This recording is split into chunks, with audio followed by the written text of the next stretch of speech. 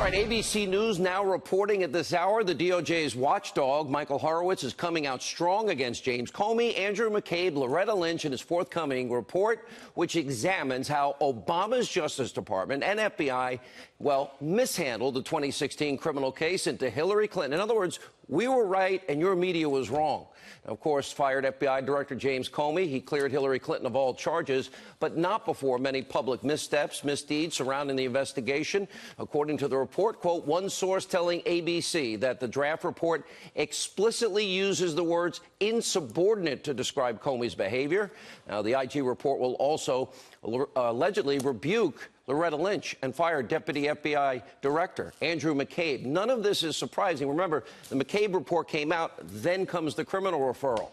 After all, we know about Comey's exoneration before investigation. We know about Loretta Lynch's illicit tarmac meeting with Bill Clinton just before she helped clear his wife of all these charges. And we all know about McCabe's Democratic ties and rampant pattern of lying. And we also know Hillary Clinton, she did commit felonies. She did obstruct justice. That is indisputable at this point.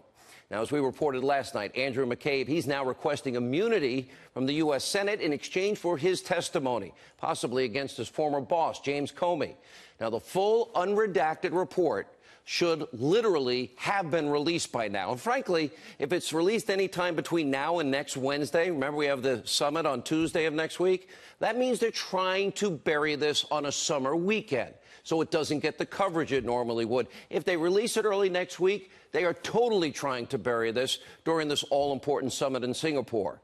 Now, what Americans deserve, what you deserve, is justice in the form of criminal referrals for everybody we just mentioned. It has been 18 long months, and Mr. Obstruction himself of Congress, Rod Rosenstein, he has had this report for 2 weeks already, and I can only imagine what he's trying to get removed or changed or redacted. Our own Catherine Herridge has a new report about FBI lovebird, one of the two, Peter Strzok in this case. Remember, he was the agent demoted after his rampant anti-Trump text became publicly available. Our own Catherine Herridge is reporting that he was actually the lead investigator in this Clinton case. He hated Trump. He wanted the insurance policy. And then he moved on to the Russia, so-called Russia collusion case, and then he was put on Mueller's witch hunt team. In other words, this Trump-hating FBI agent played a lead role in pretty much completely everything, including clearing Hillary Clinton of charges, crimes we know she committed, and then tapped to investigate Donald Trump. One more reason the Inspector General's report should have been released by now. And meanwhile, as the Mueller witch hunt churns on, the special counsel, this is interesting. They are demanding that witnesses turn in their phones so Team Mueller, and of course his pit bull, Andrew Weissman, and Jeannie Ray, who worked for Clinton, get to review all of their electronic communications. He wants the phones turned over, even texts that are on what are called encrypted apps like WhatsApp or Signal or one of these things.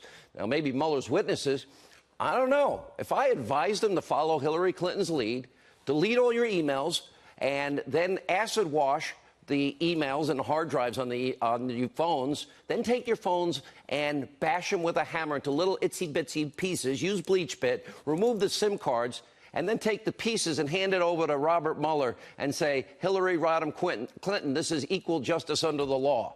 How do you think that would work out for everybody who Mueller's demanding their phones of tonight? Now, I'm certain the result would not be the same as Hillary's.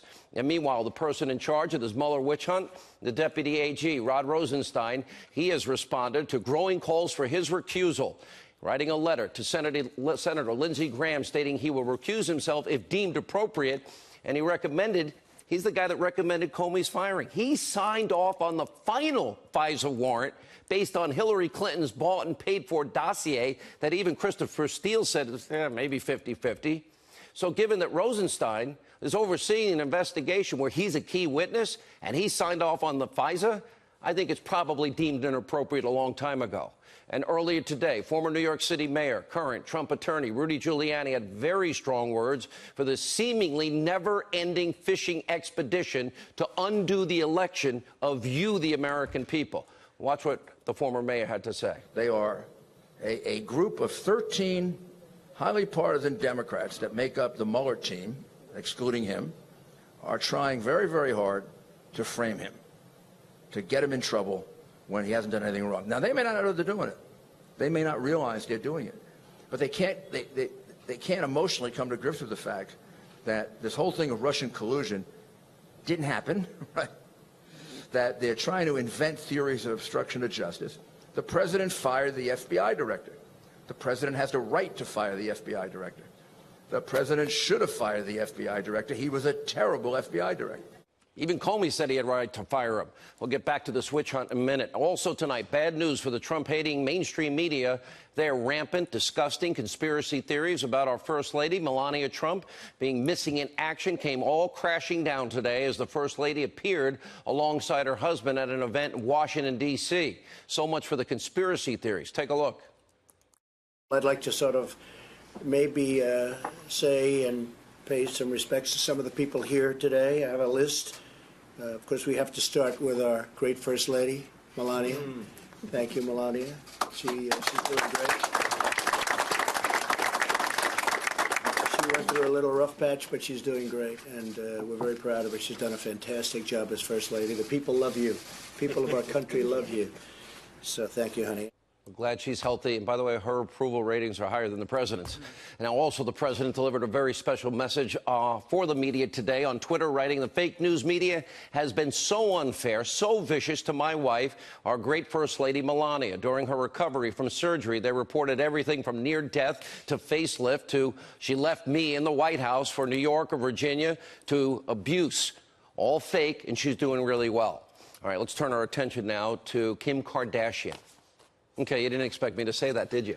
Now, she visited the Oval Office, as you know, recently to shine a light on the criminal justice system and reform in particular, and one case involving Alice Marie Johnson, who was a great-grandmother. Remember, she was sentenced to life in prison after being found guilty of nonviolent drug charges. It was only her first offense. Today, President Trump commuted the sentence of Ms. Johnson, who has already served 22 years. Now, a few hours ago, Kim Kardashian thanked the president, writing, quote, so grateful to @Real Donald Trump, Jared Kushner, and to everyone who showed compassion and contributed countless hours to this important moment for Miss Alice Marie Johnson. Her commutation is inspirational and gives hope to so many others who are also deserving of a second chance. And, of course, by the way, this is likely just the beginning of what is a long-needed conversation in this country about sentencing, criminal reform that the president has vowed to tackle. This two-tier justice system that we now know way more than we should about, it stretches wide and it stretches far. These issues must be addressed. Equal justice under the law, equal application of the laws. By the way, we do wish Ms. Johnson all our best tonight. And meanwhile, someone who has actually benefited from our two-tier justice system, speaking of which, his whole entire life, former President Bill Clinton. Yeah, he's back in the spotlight. Believe it or not, he's finally facing some backlash from the mainstream media and Democrats over his long history of sexual abuse and misconduct. And Democrats in the media, remember, they protected the Clintons all through the last presidential campaign. That is until November 9th, 2016, the day after Hillary lost. Remember this. Do you think differently or feel more responsibility? No, I felt terrible then, and I came to grips with it. Did you ever apologize to her?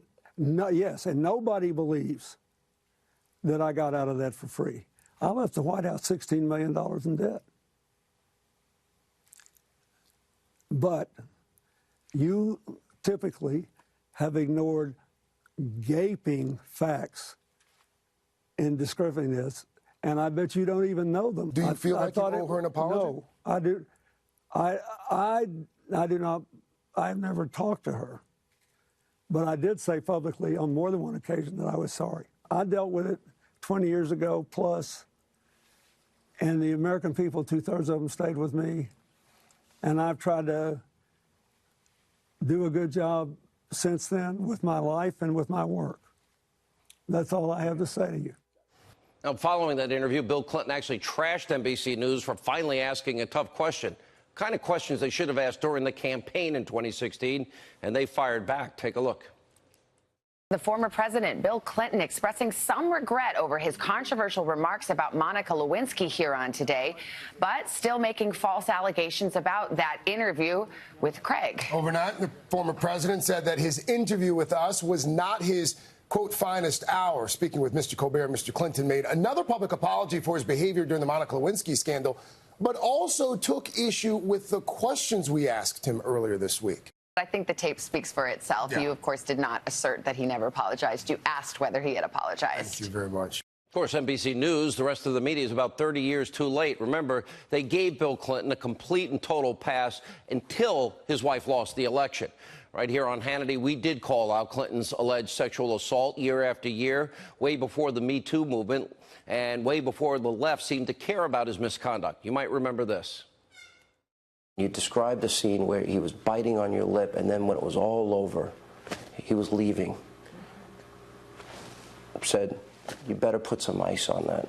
Yeah, and casually put on his sunglasses and walked out the door. It was a terrible ordeal for me, and no woman should be subjected to it. But it was an assault. He assaulted you. Yes. He touched, grabbed, fondled, yes. and kissed you against your will. Yes. And it's an allegation that is not made by one woman, it's made by multiple Many women. of us. I said, well, I may need to be going or something. And next thing you know, he sat down, pulled down his pants, his whole everything, and he was exposed. And I said, I'm not that kind of girl, and I need to be getting back to my desk. That Juanita Broderick interview, one of the hardest I've ever done in the 23 and a half years here at Fox. Only one more example proving that we will never be the mainstream media. We do care about people, the American people, and we cover the stories. They just refuse to because they're so politically oriented, agenda-driven. These are issues that should transcend politics. Finally, tonight, we finish with yet another amazing piece of economic news, perhaps the best ever. For the first time since the stat started recording, the United States has more jobs today than jobless claims. Get that. We have more jobs available than we have people on the unemployment lines. And on top of that, we have 14 states today with record low unemployment numbers and record low unemployment for women, African Americans, Hispanic Americans. Now, remember, if this was the Obama administration, I guarantee you Chris Matthews would be having a lot of thrills running up and down his leg. It'd be nonstop, 24/7. But this president did promise you jobs, jobs, and more jobs. And in 501 days, guess what? He's delivering.